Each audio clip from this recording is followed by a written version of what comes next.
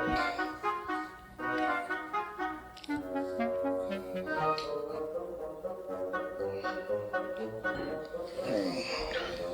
thought you made coffee.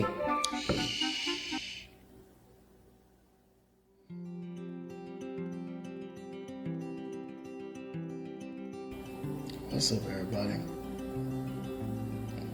That's T. I'm B. Welcome back for another one. As you guys know, we happily brought our son home from the NICU. And though we don't look like it, we are overjoyed. Overjoyed. It has been a whirlwind of a day. He's been like, I pumped while I was there. Twice. Consult with the dietitian. Twice. Pharmacist came and see. Everybody came to see it. Everybody came to send us off. Twice. And Takai pooped like 3 times while we were there too. So we had to clean all that up because, the nurses were helpful, but they were like, yo, it's time to go. All in all, we're happy he's home. Happy to finally be able to see his bright eyes staring at you whenever he wakes up yelling and screaming for food. But I wouldn't have it any other way.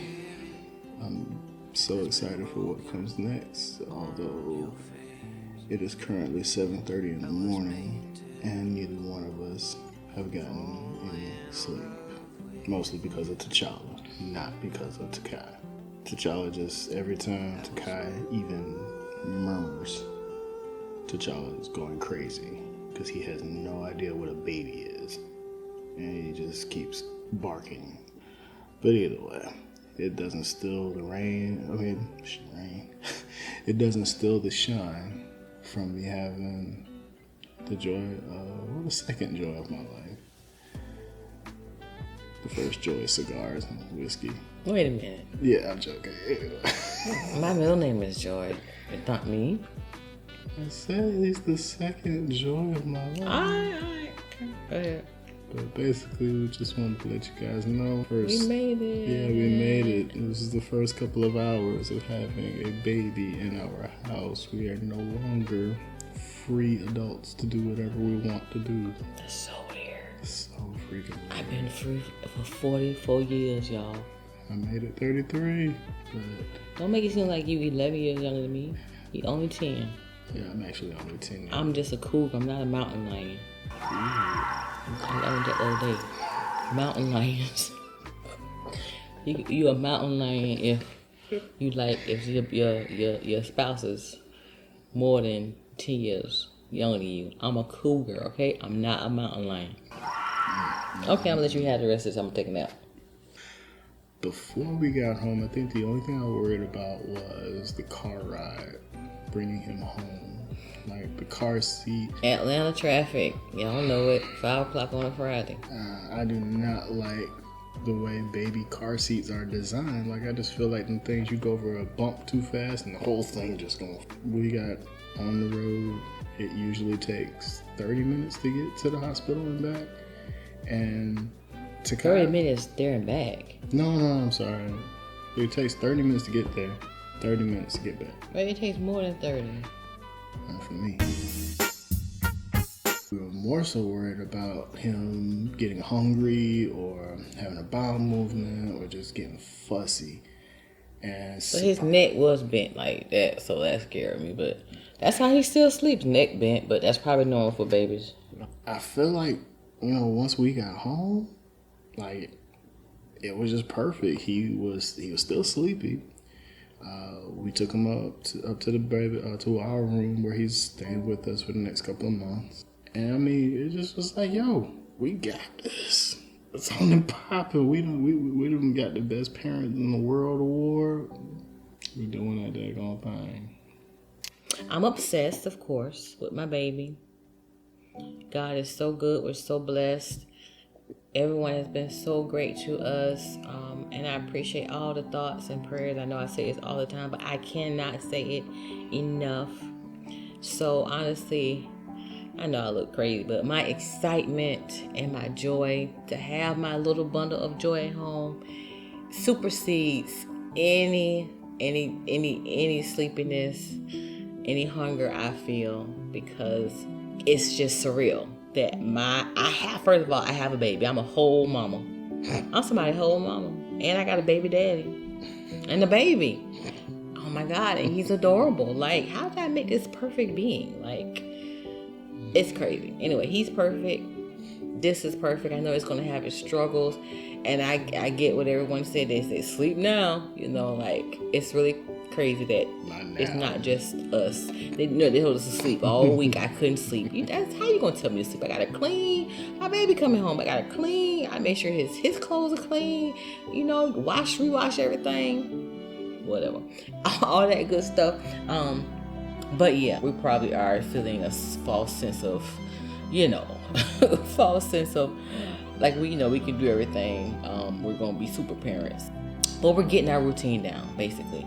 With this baby, I'm just gonna try the plan prior, the night before, the minute before, the diaper change before, the meal before.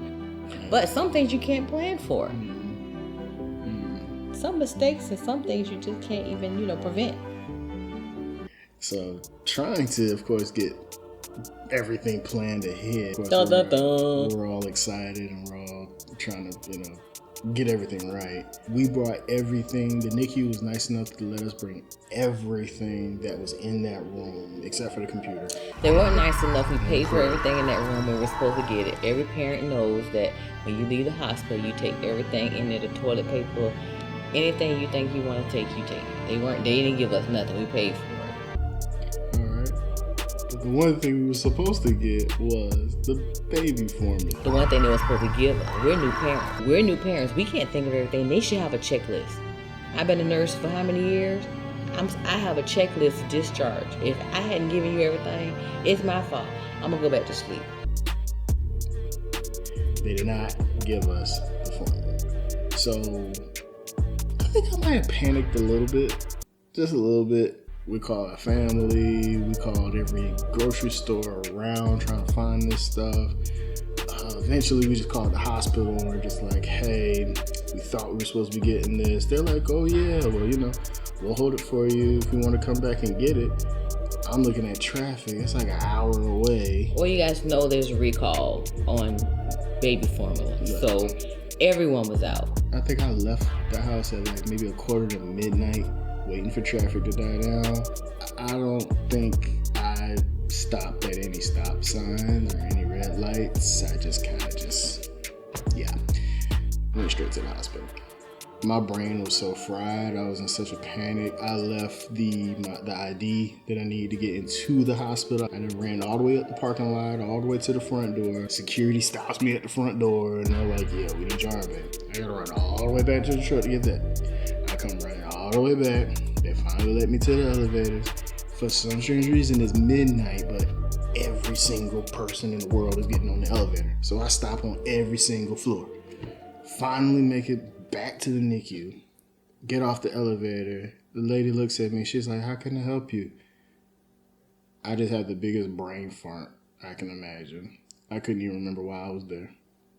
She just looked at Mr. Chappelle. I'm like, oh yeah, that's me. That's not my name, but I'm like, oh, that's me. She's like, your wife just called. She goes and grabs this bag filled with formula. I'm just like, thank you, Jesus.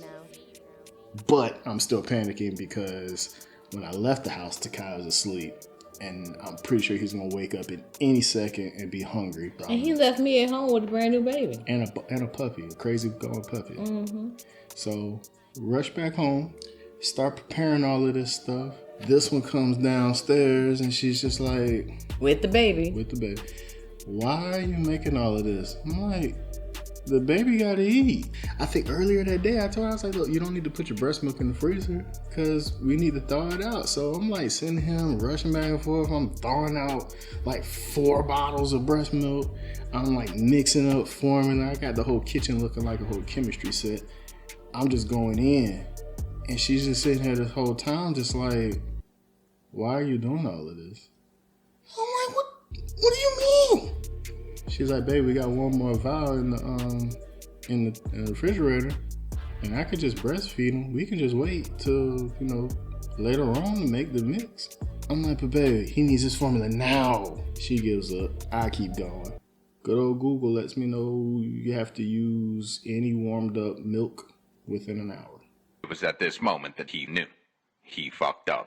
I done warmed up 8 ounces of hard squeezed breast milk.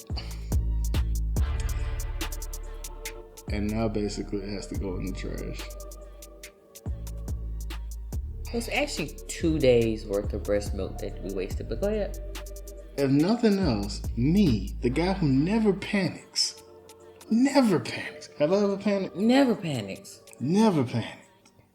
I panicked. That was the highlight of the night. And now here we are a few hours later, trying to figure out life. And moms, it's the learning curve. You're going to be stressed. You're going to be upset about lots of things. But I gave him grace. I didn't go crazy about this liquid gold that he just wasted. And don't forget that you can use breast milk for eczema, psoriasis. You can put it on the baby. You can use it for lots of things. Just Google it or look it up. So we didn't throw it in the garbage. I remember that I can use it. So it's in the freezer. We're taking breast milk baths later on. Yep, you can put it in the bath. You can put it in the baby's bath. So basically, it has a lot of properties, the breast milk, that helps your skin and helps with skin conditions. And I have flaky skin, dandruff, all that good stuff. So, you have to give each other grace, I think. And yeah, I mean, my mom, everybody in my mom was off the chain. So the Margaret almost, boiled up in me, and I almost lost it and told him off. Because that's my liquid gold. Moms, you understand, but I gave him grace, and I was like, you know what? I'm going to use this as waste. But don't waste no more. Yeah, but it's time to feed my precious baby. So I'm going to stumble back upstairs and get him. But again, thank you guys. Like and subscribe. Peace, love, and happiness. We're going back to sleep. No, you feeding the baby. I'm going to sleep. I just decided I'm going back to sleep. Okay, so T'Challa gonna feed the baby.